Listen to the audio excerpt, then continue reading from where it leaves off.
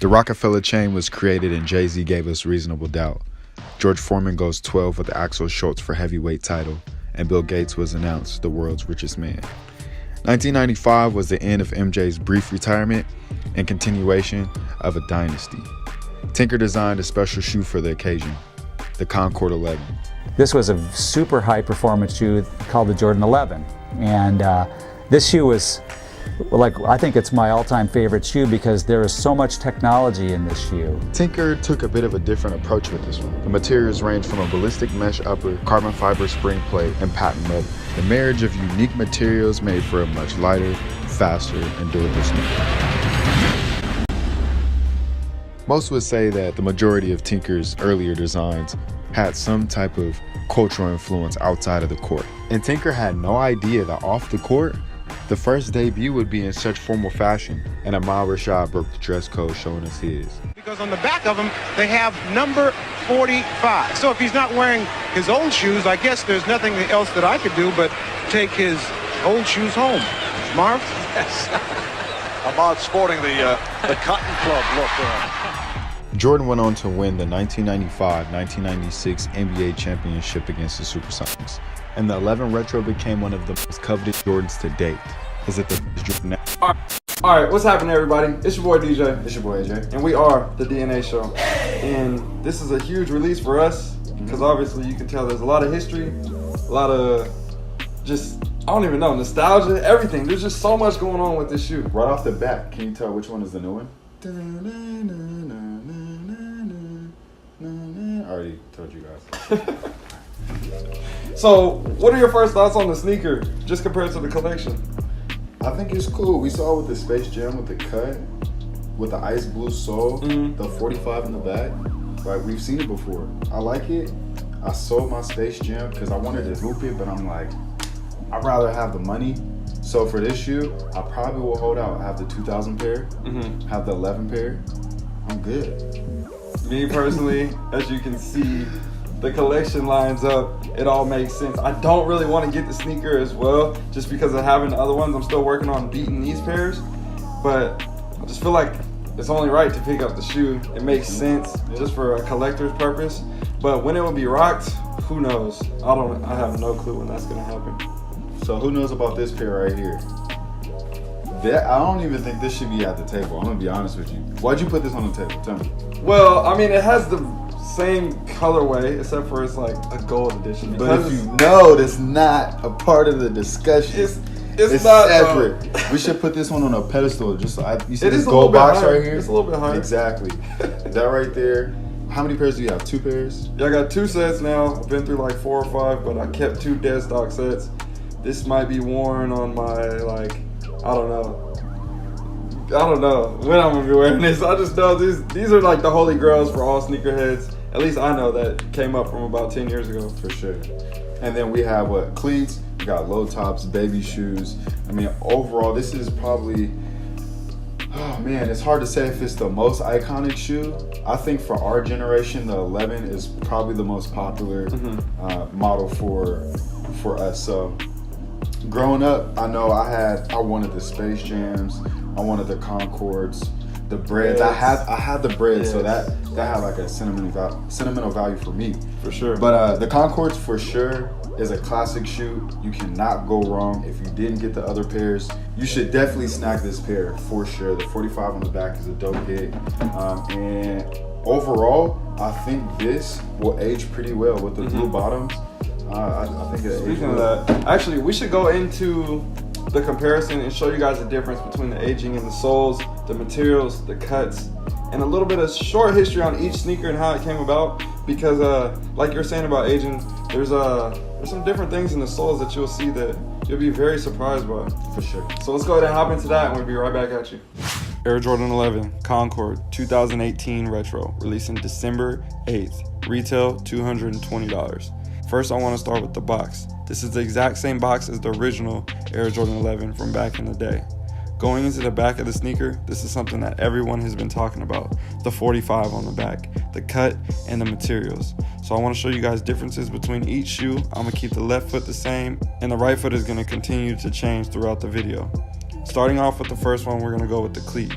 This cleat released earlier this year, and obviously it's a football cleat, so it has a different sole.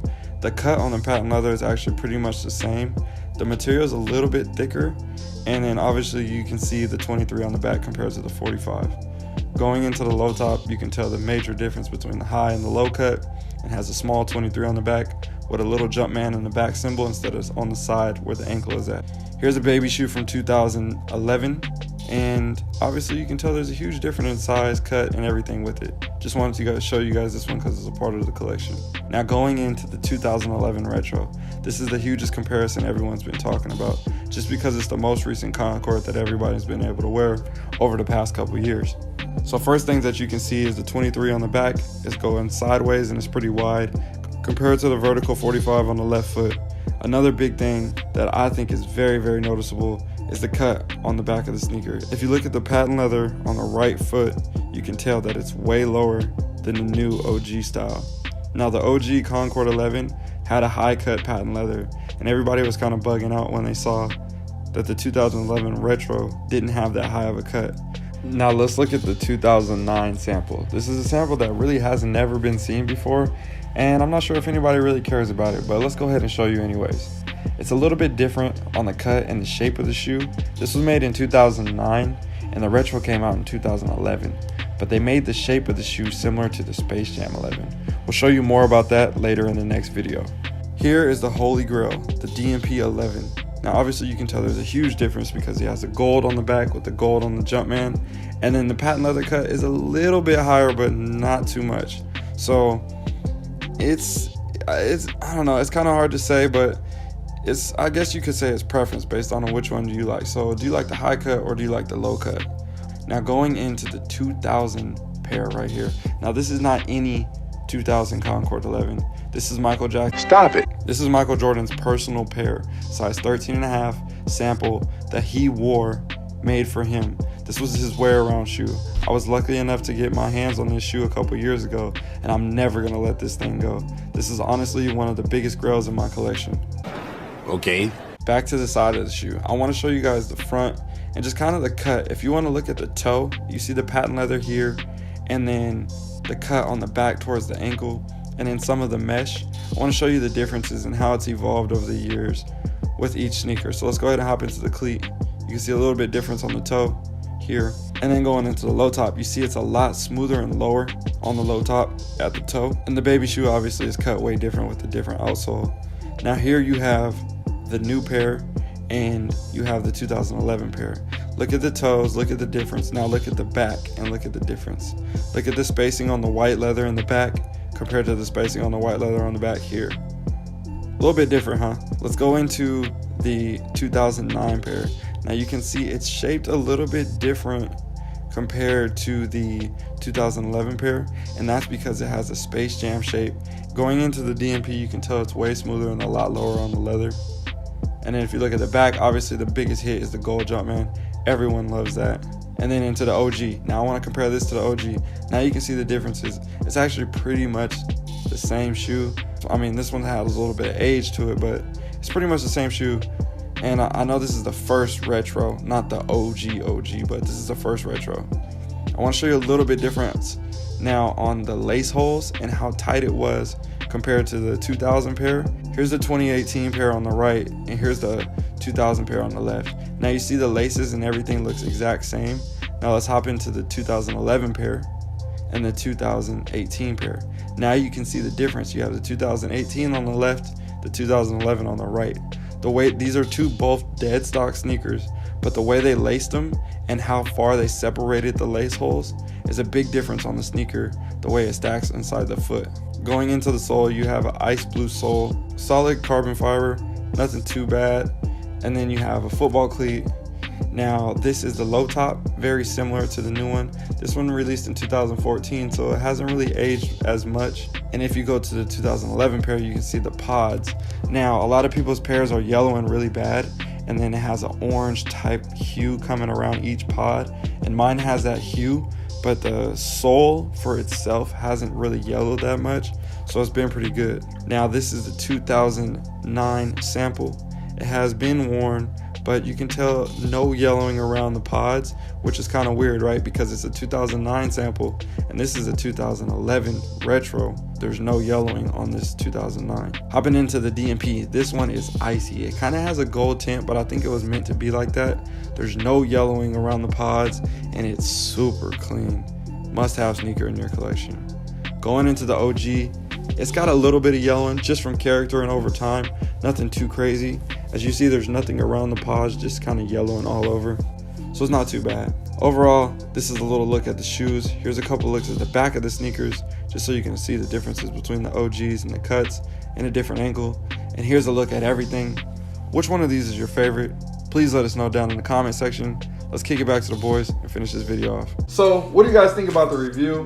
Which era, which shoe was your very favorite one of all these? Me personally, I always come from the root of the OG of every single sneaker. So no matter how nice and clean this one looks, I still have to go with the OG just because of that. It's just, this is where it all came from. If it wasn't for this, if it wasn't for Tinker, there would be none of this. So for me, I'm still rocking with this one. For sure. First retro for me as well, 2000 pair. That yellow is beautiful. It's like a bronze to me. You know, this right here is the sign of maturity. And when you get mature and you're wise and you're old, you've seen a lot, you know, you can't go wrong with it. So this right here for me is my personal favorite. I think they went crazy with this cleat though. Man, when these came out, beautiful. It's crazy because when a cleat comes out now and it's general release, you see everybody with it. Right. And as a sneakerhead, you want some exclusivity. Right. But I feel like 10 years down the road, if they don't retro these again as a cleat, this is gonna be a gem. These are gonna go for $300-400 easily. That's exactly why I got the whole collection. So if you haven't seen that video, make sure you check out above on that. But let's get back into this video. So I think they did a really good job comparing the newest retro to the OG. You could definitely tell the differences between like the 2011 pair, and obviously low top is low top. But I think it has a lot of similarity to it. The back on the leather is a little bit nicer. The height, the cut of the leather on the patent leather. It all kind of makes sense. Obviously they do the blue tint on the sole, but it used to be like that back in the day. It did. So it really makes a lot of sense for this new retro. And they have been doing a good job on making the newer retros look similar to the OG, similar to like the 1s, 4s, different things like that. Very true, very true. So the next biggest question is, how do you guys feel about this shoe? We always are interested in your opinions. We know we got some people at Jordan Man watching this, so tell them what you think down in the comment section. They might actually listen to you and implement that on the next sneaker. With that being said, you already know what time it is. Hit that subscribe button, hit the like button, share the video, do all the things you're supposed to do. It's our time to go. We gotta go make some more videos. I don't know what else to say. I think we're supposed to shake right now. We can't walk that way, so we gotta turn this up.